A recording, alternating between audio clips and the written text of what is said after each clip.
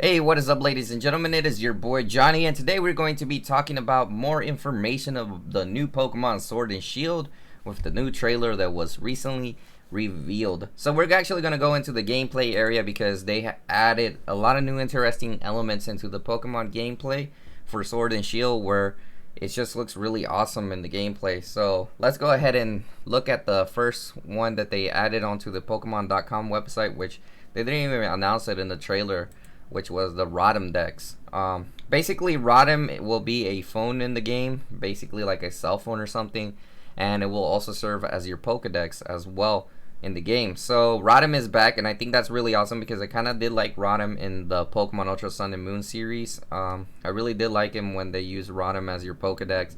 I think it was pretty unique and creative to have Rotom as a Pokedex in those games. So I'm really glad that they're bringing them back. So let's read about the details, what it says. Any Pokemon that you find and catch during your adventure will have its information registered in the Pokedex. The Pokedex and these titles will actually be part of your Rotom Phone. Your Rotom Phone is also home to Rotom, a Pokemon that can enter into various electric appliances, and your Rotom Phone can do a lot more than serve as a as a Pokedex. So you'll be able to do more stuff with Rotom as a Pokedex. As you guys can see, this little image right here is the bicycle. I don't know if you guys noticed, but you can actually ride a bicycle throughout the whole area. And if you attach Rotom to it, it will give it an electrical charge, which will allow you to move faster in the game. So that's actually pretty cool. Also, if you were watching the trailer, there was a part where they were in the water with the bicycle, and I'm pretty sure that Rotom was attached to the bicycle. He allows you to swim in the lake. I'm pretty sure they're gonna bring back Pokemon swimming as well. But if you want an additional option to go in the water, you can just use your bicycle, and Rotom will go automatically allow you to go into the water. So I'm glad that they brought Rotom as a Pokedex back. I think that's really interesting for the game to add that because Rotom was a pretty cool thing in the Sun and Moon, and he might have some other abilities to do, probably to communicate with people and everything, a whole bunch of other stuff. I wonder if you are able to do more stuff in the world of this game, like connect with 4 other trainers and explore around as well. I think it seems like it might be a possibility. Alright, so we're gonna go ahead and look at Dynamax because Dynamax was something really big in the game and it was pretty awesome. I think this new feature is where these big Pokemon come from like another world or dimension. I don't understand it. I want to know the lore behind it. Why in the sky there's like a black hole and then they come out of nowhere. I really want to understand why. But obviously, it's a new game mechanic that they added into the game to add more playability to the game or different new stuff to make a difference. And it looks really awesome seeing these huge Pokemon models. It just looks awesome. Now, I don't know if every Pokemon is going to have the ability to have their own Dynamax, or I think it will only be with certain ones. I think it might be with certain ones. I don't think everybody will be able to. Pokemon become huge with the Dynamax phenomenon. Dynamax is a phenomenon unique to specific locations in the Galar region where Pokemon are able to take into gigantic appearances. Pokemon from the Galar region are capable of Dynamaxing, and the Dynamax Pokemon becomes tremendously strong. So as you guys can see, Pikachu was able to Dynamax, and as you guys can see a little battle here, you can see that even Crovy Knight was able to turn into a Dynamax Pokemon, and then Pikachu, which is pretty dope. Look at Pikachu. They even changed kind of like the animations a little bit. Pokemon Battle Special Life for Dynamax. The Dynamax phenomenon, which allows Pokemon to become tremendously powerful, is an integral part of the Pokemon battles in the Galar region. Dynamax Pokemon don't just become bigger, they get a boost in power as well. But they will return to normal after 3 turns, so make sure to think carefully about when to trigger the Dynamax phenomenon. Alright, so it only allows you 3 moves to have Dynamax, which is fair. I guess it's kind of like the new Z move or the new strong move or something like that. Mega Evolution, whatever you want to call it. So it only allows you to do that for 3 moves, so to keep it fair. You can only Dynamax your Pokemon once per battle, so only once you will be able to. And you can only Dynamax your Pokemon in specific locations in the Galar region, like stadiums of Pokemon gyms. So it'll only be specific to some places, otherwise most of your battles will be normal. And most gyms will probably have a Dynamax battle. The key item for Dynamaxing, the Dynamax Band. Look at that, it looks pretty awesome.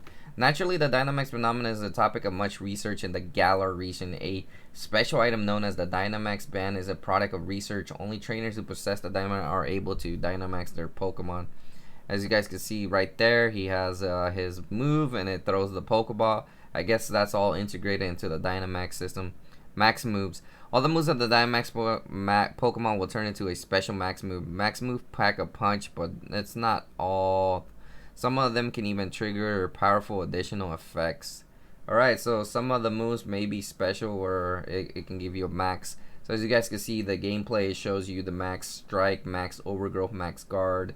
It just shows you everything that you can do with Dynamax. It maxes out your move. The max your Pokemon you can use to determine what kind of type of moves they know before Dynamax. The normal type max move called Max Strike has the additional effect of lowering the speed stats of opponents it hits. Alright, so the normal type max move called Max Strike, okay, it will lower. So they have a special move for Dynamax as well, some of the Pokemon. Okay, so that's actually pretty interesting. I do see the appeal in Dynamax. I don't think it's gonna be overpowered, and it's probably just gonna be optional if you want to use it throughout the story mode. You don't really have to do it in competitive battles. I think you could use it in competitive battles, but it won't be as necessary. I gotta see more gameplay on how this will work. Pretty much it's just a strong attack move. It'll be fun to use, kind of like when Mega Evolutions were a thing back then. I think that's awesome what they did as well. Alright, so let's go ahead and look into the raids. I don't know if, did I look? Okay, I'm going back to the gameplay. Okay, so here's the participate in max raid battles with other trainers. This was pretty interesting. Of course, it ties in with Dynamax as well, where you can capture a Pokemon to use as a Dynamax, I believe. I didn't really understand what they meant. Hopefully this gives more info. Max Raid Battle is a completely new battle format where you will team up with 3 other trainers in order to catch a wild Dynamax Pokemon. You get a chance to catch wild Dynamax Pokemon that you face if you manage to defeat it.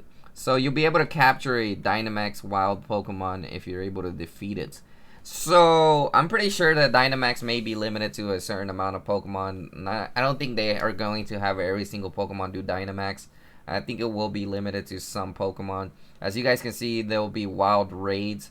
Maybe this will call for events in the future, maybe updates as well, where they'll be able to add new Dynamax Pokemon, and you'll be able to go with 4 other trainers and be able to do a raid. Kind of like Pokemon Go, when you do raids for a legendary Pokemon, you can have 4 other people join your team and you go battle that Pokemon, and you'll be able to capture him at the end. So let's read more information on it. As you guys can see, they have a big Pokemon here, all attacking them.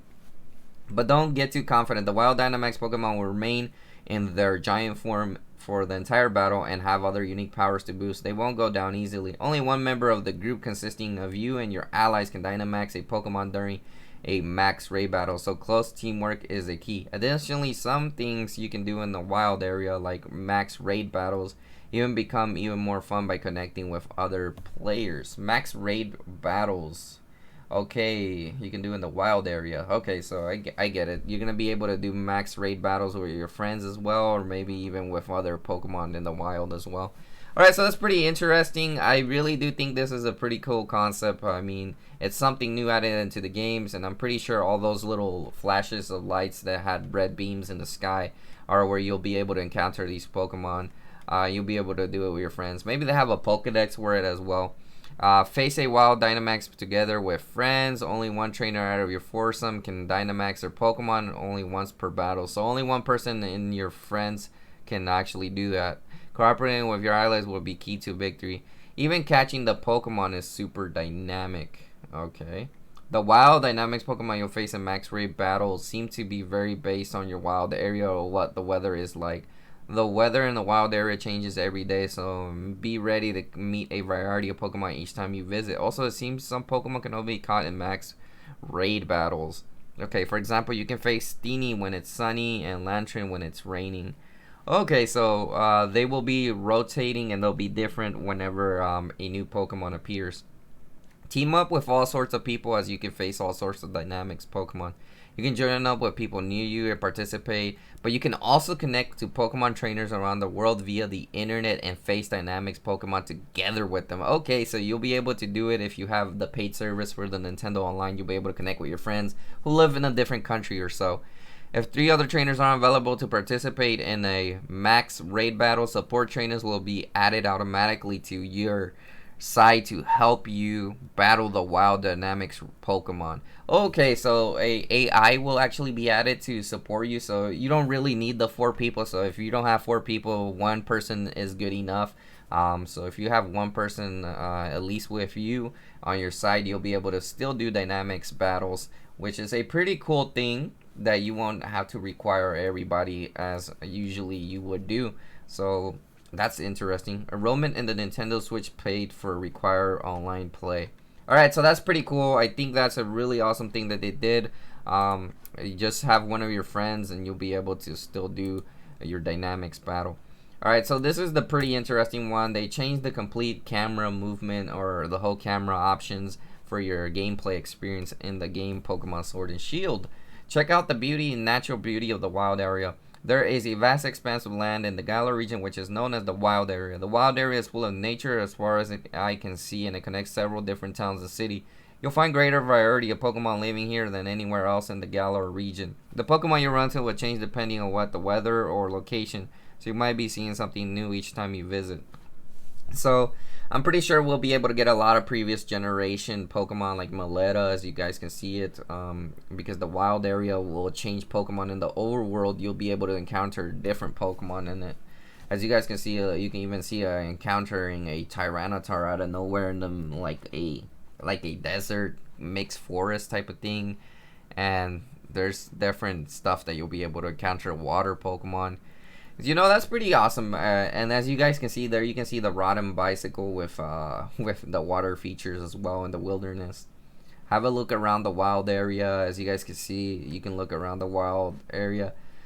As you guys can see, you can rotate your camera around kind of like a third-person game. It's not where you're stuck to just one camera like the older games, or wherever the camera tells you where to go or move. You'll be able to take pictures, I would assume, and stuff like that. With your Rotom phone and everything in the world, so it'd be kind of like a semi-open world. I wouldn't say it'd be a fully open world, but it'll be kind of like a semi-open world. So that is pretty awesome as well.